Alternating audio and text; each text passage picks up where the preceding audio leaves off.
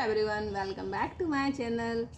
आज के इस वीडियो में हम बीएड सेमेस्टर 1 के subject childhood and growing up के टॉपिक डेवलपमेंट को डिस्कस करेंगे।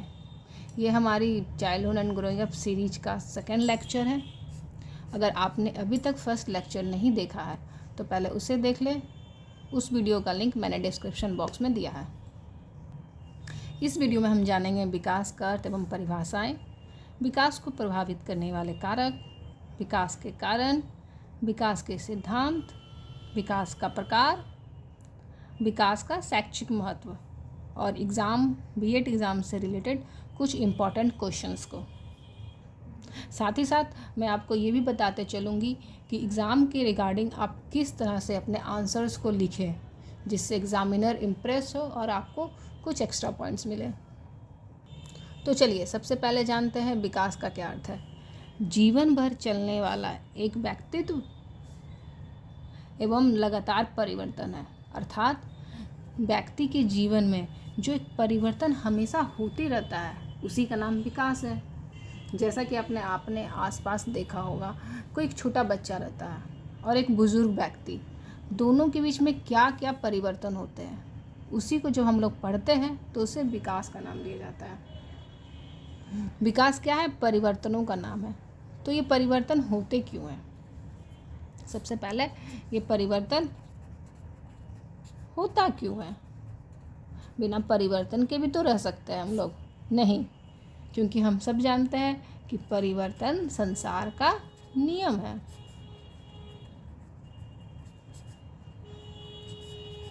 बिना परिवर्तन किए कोई भी वस्तु अपना स्थान नहीं बना सकती है। ये परिवर्तन होता है क्योंकि हम लोग कुछ सीखना चाहते हैं। हम लोग निर्भरता से स्वायत्ता की ओर जाते हैं। जैसे कि आप अभी मेरा ये वीडियो देख रहे हैं। क्यों देख रहे हैं? क्योंकि आपको ये विकास का सब्जेक्ट को समझना है। आप कुछ समय के बाद जब ये वीडियो पूरा कंप्लीट हो जाएगा तब आप विकास को जानने के लिए मेरे पर या किसी दूसरे यूट्यूबर पर निर्भर नहीं रहेंगे, बल्कि आपको वो बाय लर्न याद हो जाएगा, बाय हार्ट आपको वो याद हो जाएगा। तो आप निर्भरता से स्वायत्ता की ओर चले जाएंगे। अब परिवर्तन के प्रकार, जैसा कि हम सभी जानते हैं, परिवर्तन हमेशा दो प्रकार का होता है। कौन कौन? एक सकारात्मक परिवर्तन, एक नकारात्मक परिवर्तन।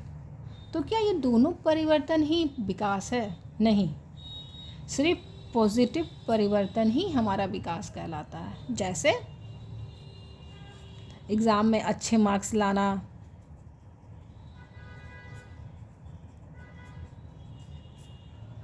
अच्छा किसी सब्जेक्ट को अच्छी तरह से समझना, उसको अच्छे से डिलीवर करना। नेगेटिव, अगर हम क्लास में किसी को bully करते हैं तो वो हमारा नेगेटिव परिवर्तन है, वो हमारा डेवलपमेंट नहीं है।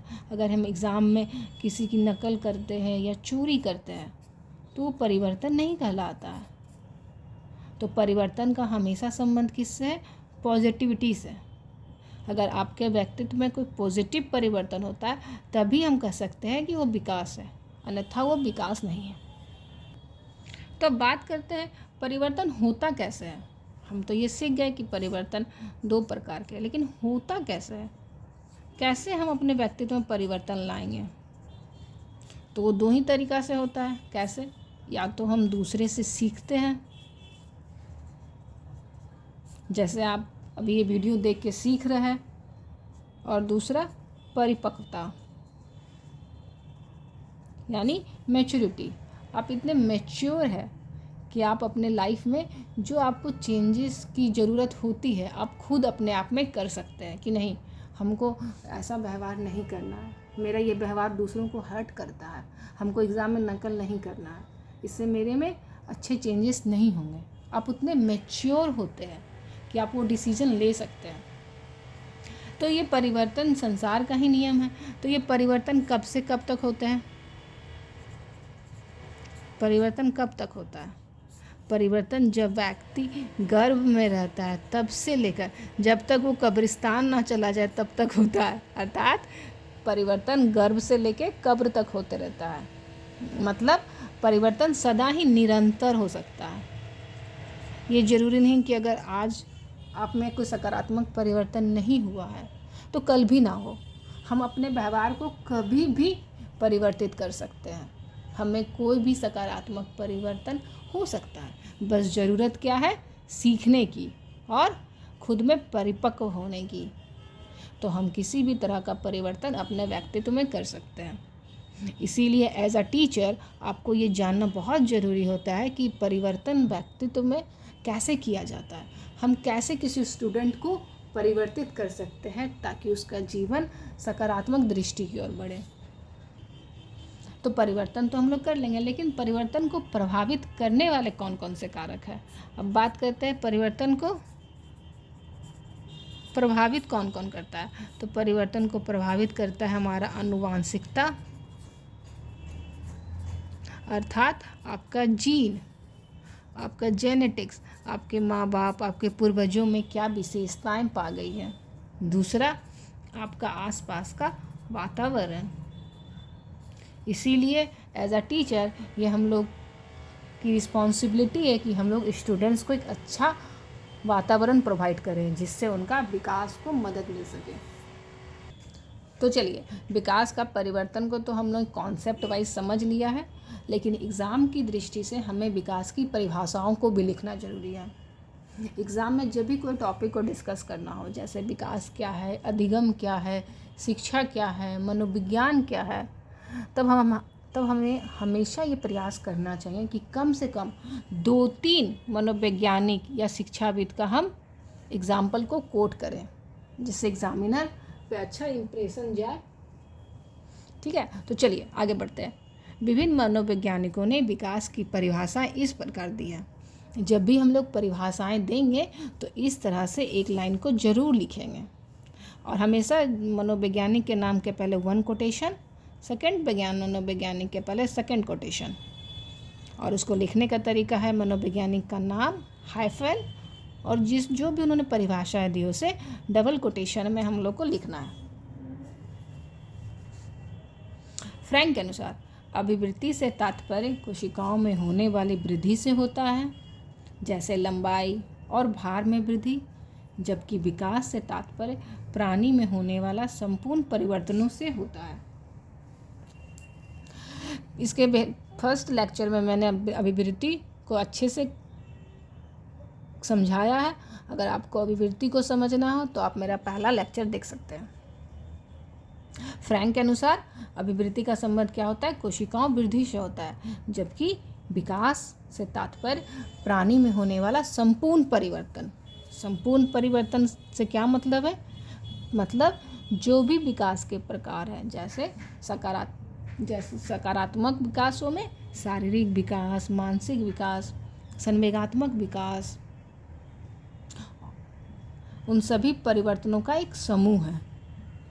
दूसरा, गैसेल ने क्या कहा है, गैसेल के अनुसार विकास प्रत्यय से अधिक है, इसे देखा, जांचा और किसी सीमा तक तीनों प्रमुख दिशाओं जैसे शरीर अंग विश्लेषण, शरीर ज्ञान, संकेत तथा व्यवहारात्मक में मापा जा सकता है।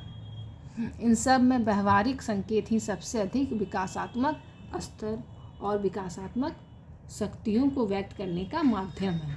मतलब विकास एक कॉन्सेप्ट से बहुत ज़्यादा है, हम इसे देख सकते हैं, जांच सकते हैं, और किसी सीमा तक हम लोग उसको नाप भी सकते हैं, क्योंकि हमें पता है कि विकास को मापा नहीं जा सकता, विकास को असेस किया जा सकता है, लेकिन किसी सीमा तक हम लोग माप सकते हैं। और इन सब में सबसे प्रमुख क्या है, व्यवहारिक संकेत। जैसे किसी के व्यवहार से ही हमें पता चलता है कि उस व्यक्ति में विकास कितना हो रहा है। जैसे अगर उसको बोलने बहुत अच्छे से आता है, जैसे मैं अपना ये टॉपिक अगर आपको अच्छे से एक्सप्लेन कर पा रही हूँ, इससे कोई फ़र्क नहीं पड़ता कि मेरे पास कितना नॉलेज है, लेकिन जब तक हम आपको अच्छे से समझा नहीं सकेंगे तब तक मेरा बोलने का या फिर कह सकते हैं आप भाषाई विकास नहीं हो पाएगा उतना ज़्यादा। अगर आप जो हम मेरे पास ज्ञान है अगर हम उसका आपको अच्छे से डिलीवर कर पा रहे हैं तब वो भाषाई विकास बहुत अधिक होगा मेरा। ये प्रैक्टिकल एक एग्जांपल मैंने दिया है आपको। ठीक है, अब आगे बढ़ते हैं। नेक्स्ट है विकास को प्रभावित करने वाले कारक। जैसा कि हम सभी जानते हैं कि मेरे में या फिर किसी भी हर एक इंसान में कितना विकास होगा, किस सीमा तक होगा, उसको प्रभावित करने वाले 2 कारक होते हैं। पहला आनुवांशिक कारक, हेरिडिटी फैक्टर्स, दूसरा एनवायरनमेंट। आनुवांशिक कारक में क्या क्या आते हैं? पहला शारीरिक रचना, मतलब आपकी लंबाई, चौड़ाई, आपकी कद काठी, ये आपका एक हेरिडिटी फैक्टर है। हम कितने लंबे हैं, ये मेरे माँ बाप या मेरे पूर्वजों की लंबाई पर निर्भर करता है, ना कि हम कोई बॉर्न बीटा पी के अपना हाइट बहुत बढ़ा सकते हैं। नहीं, ऐसा नहीं होता। कुछ 1-2 सेंटीमीटर का होता है, लेकिन उससे कुछ मेजर इफेक्ट नहीं पड़ता। दूसरा आंतरिक संरचना यानी इंटरनल स्ट्रक्चर। फिजिकल स्ट्रक्चर के साथ साथ इंटरनल स्ट्रक्चर भी हेरिडिटी पर डिपेंड करता है। तीसरा लिंग भेद यानी सेक्स डिफरेंस। लड़का हो या लड़की, ये भी हेरिडिटी फैक्टर है। तो लड़की का डेवलपमेंट ज़्यादा होता है। आप लोगों ने सुना होगा अपने आसपास, जैसे कि हम लोग सुनते आते हैं अपने आसपास, लड़का है तो थोड़ा लेट से बोलता है, लड़की है तो थोड़ा जल्दी चलने लगती है। इसका एक लाइफ एग्जांपल हम आपको देते हैं। जैसे मेरा बेटा जो है वो अभी 12 महीना का है, जस्ट 12 महीना उसका कंप्लीट हुआ, अब वो 13 मंथ का है, बट वो अभी तक नहीं चलता है। और मेरे बगल में एक लड़की है जो कि 12 मंथ की है, मेरा बेटा 13 मंथ का है और वो चलती है। अब सब कंपेयर करते हैं उसको, बट चूँकि हम डेवलपमेंट को पढ़े हैं इसलिए हमको पता है कि ये नॉर्मल है, हर बच्चा अलग होता है। ओके, तो लड़का या लड़की, इस पर भी डेवलपमेंट डिपेंड करता है। नेक्स्ट, वंश या प्रजाति यानी रेस। आप किस प्रजाति के हैं? जैसे कोई वर्ल्ड में कोई प्रजाति है जो कुछ अजीब तरह से डेवलप करती है, कुछ विशिष्ट प्रजाति। नेक्स्ट, संवेगात्मक विशेषताएं यानी इमोशनल कैरेक्टरिस्टिक्स। जैसे कोई बच्चा बहुत, मतलब क्या बोले उसको, बहुत चिड़चिड़ा होगा बचपन से ही। किसी में मूल प्रवृत्तियाँ और संवेग बचपन से ही पाए जाते हैं, वो उनका हेरिडिटी फैक्टर है। बुद्धि, इंटेलिजेंस, बहुत मनोवैज्ञानिक ये बात मानते हैं कि बुद्धि भी हेरिडिटी फैक्टर होती है। नेक्स्ट, एनवायरनमेंट, वातावरण, यानी एक बच्चे के आसपास जितने भी उसको माहौल प्रदान होंगे वो सब वातावरण में आते हैं। तो एक बच्चा जन्म से लेकर बुढ़ापा तक किस किस वातावरण में रहता है? सबसे पहले फैमिली बैकग्राउंड, पारिवारिक पृष्ठभूमि। जैसे अगर उसका परिवार खुले विचार वाला होगा तो लड़कियों को ज़्यादा सुविधाएं मिलेगी, लड़का लड़की बराबर फैसिलिटी में होंगे। अगर बहुत पुराने ख्यालात का होंगे तो वहाँ पे थोड़ा पुरुष प्रधान समाज जैसा हो जाएगा। दूसरा, जीवन की आवश्यक सुविधाएं, बच्चे को कितनी सुविधाओं मिल रही है, मतलब उसको अगर अच्छा से खान पान है तो भी उसका विकास अच्छे समय पे होगा। अगर उसको कुछ वैसी सुविधाएं नहीं मिल रही हैं तो फिर उसके विकास में देरी पाई जाएगी। नेक्स्ट, समाज एवं संस्कृति। अगर वो उसका समाज, पूरा का पूरा समाज, उसका जैसा कल्चर होगा, जैन धर्म का समाज के बच्चों का विकास और दूसरे धर्म के बच्चों का विकास में कुछ तो अंतर पा ही जाता है। नेक्स्ट, विद्यालय, स्कूल। इसीलिए स्कूल में बच्चा सबसे ज़्यादा समय बिताता है, इसीलिए कहा जाता है कि स्कूलों को एक अच्छा माहौल प्रदान करना चाहिए। लास्ट में हम कह सकते हैं कि डेवलपमेंट ना ही सिर्फ हेरिडिटी या सिर्फ इन्वायरमेंट पे डिपेंड नहीं करता, बल्कि दोनों का एक मिक्सचर है। डेवलपमेंट क्या है? हेरिडिटी एंड इन्वायरमेंट का मल्टीपल है, ना कि किसी एक पर डिपेंड करता है। व्यक्ति के आनुवंशिक कारकों का भी समुचित विकास के लिए उसे एक उपयुक्त वातावरण का होना बहुत ज़रूरी है, वरना उसका जो आनुवंशिक कारक है वो डेवलप नहीं हो पाएगा। तो चलिए अब डिस्कस करते हैं अभिवृद्धि और विकास के सिद्धांत के बारे में। मुख्यतः अभिवृद्धि और विकास के 10 प्रमुख सिद्धांत हैं। पहला, वंशानुक्रम तथा वातावरण की अंतःक्रिया का सिद्धांत, जो कि अभी मैंने पहले डिस्कस किया कि डेवलपमेंट क्या है, हेरिडिटी और इन्वायरमेंट का मल्टीपल है, ना कि किसी एक पे डिपेंड करता है। अगर बच्चे में कि हेरिडिटी में है कि अच्छा उसमें कुछ गुण है, तो उसको भी विकसित होने के लिए एक वातावरण की ज़रूरत पड़ती है। दूसरा, निरंतरता का सिद्धांत, यानी डेवलपमेंट हमेशा होते रहता है, विकास धीरे धीरे और निरंतर होता है। ऐसा नहीं होता कि हम 10 साल के हो गए तो अब मेरा विकास नहीं होगा, हम 50 साल के हो गए तो मेरा विकास नहीं होगा। नहीं, जब तक आप में जीवन है तब तक आप विकसित हो सकते हैं। हाँ, ये डिपेंड करता है कि आप किस रेट पे होते हैं, किस विकास के टाइप में होते हैं, वो डिपेंड करता है। बट हाँ, आप डेवलप्ड जरूर होइएगा। थर्ड, व्यक्तिगतता का सिद्धांत, यानी प्रिंसिपल ऑफ इंडिविजुअलिटी, यानी हर एक व्यक्ति डिफरेंट है, चाहे वो ट्विंस हो, चाहे वो आइडेंटिकल ट्विंस हो, हर एक अपने अपने रेट पे डेवलप्ड होता है। ये ज़रूरी नहीं कि अगर पीपल ए जैसा डेवलप्ड होगा same to same people B भी डेवलप्ड होगा, नहीं, ऐसा नहीं हो सकता। क्यों नहीं होता? क्योंकि हमें पता है कि हेरिडिटी इनटू एनवायरनमेंट का फैक्टर है और बहुत सारे डेवलपमेंट के प्रिंसिपल्स है, जिसके कारण हम लोग ये जान पाते हैं कि हर व्यक्ति अलग होता है। इसीलिए एज अ टीचर ये हमारी रिस्पॉन्सिबिलिटी है कि हम हर स्टूडेंट को एक दूसरे से कंपेयर ना करें, बल्कि जो उनमें गुण है उसी को हम ज़्यादा से ज़्यादा विकसित करने का प्रयास करें। नेक्स्ट, अंतर्वैयक्तिकता का सिद्धांत, यानी एक व्यक्ति में भी विकास के प्रकार में विभिन्नता आ सकती है। मतलब जैसे कि सपोज मैं हूँ, तो ये जरूरी नहीं कि मेरा अगर सामाजिक विकास अच्छा है तो मेरा मानसिक विकास भी अच्छा हो, मेरा संवेगात्मक विकास भी अच्छा हो। नहीं, मेरा विकास के विभिन्न आयाम भी अलग अलग हो सकते हैं। जैसे अगर हम इंग्लिश में अच्छे हैं तो ज़रूरी नहीं कि हम मैथ में भी अच्छे हों। तो एज अ टीचर हमें ये भी जानना बहुत ज़रूरी है कि हर स्टूडेंट में अलग अलग डेवलपमेंट होता है, लेकिन एक स्टूडेंट में भी हर डेवलपमेंट के एस्पेक्ट अलग अलग हो सकते हैं।